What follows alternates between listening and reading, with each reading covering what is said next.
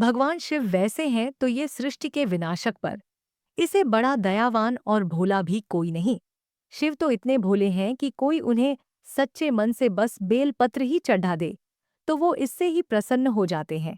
इसीलिए तो हम उन्हें भोलेनाथ भी कहते हैं। भोलेनाथ को तो अगर राक्षस भी प्रसन्न कर दे तो वो उसे भी मनचाहा वरदान दे देते हैं। ऐसे हैं भोलेनाथ। भगवान शिव जब आपसे खुश हो जाते हैं तो आपको कुछ संकेत देते हैं, जिन्हें अगर आप जान गए तो आप बहुत भाग्यशाली हो, जो स्वयं भगवान शिव आपसे प्रसन्न है।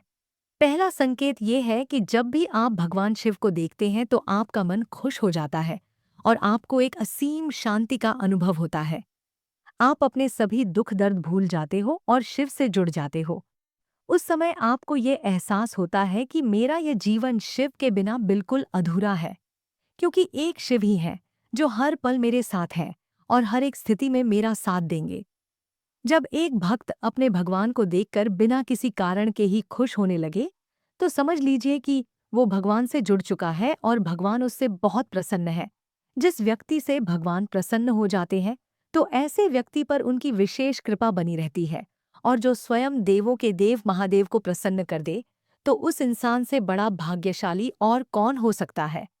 दूसरा संकेत यह है कि आपका समय बदल रहा है, यानी आपके जीवन में सुख शांति खुशियां तरक्की इन सब चीजों की वृद्धि हो रही है और दुख परेशानियां बुरा समय यह सब धीरे धीरे खत्म हो रही हैं। आप अपना जीवन पहले से ज्यादा खुलकर जीने लगे हो। आपका आत्मविश्वास बढ़ रहा है, जिस कारण आपको ज्यादातर कामों में सफलता हासिल हो रही है और लोगों की नजर में आपका सम्मान ऊंचा होता जा रहा है। आपका जीवन दिन प्रतिदिन बेहतर होता जा रहा है, क्योंकि जब भगवान आपसे प्रसन्न हो जाते हैं तो वो आपके जीवन की परेशानियां दुख दर्द दूर कर देते हैं। उनका आशीर्वाद हमेशा आपके साथ होता है और आपका जीवन सुखों से भरने लगता है।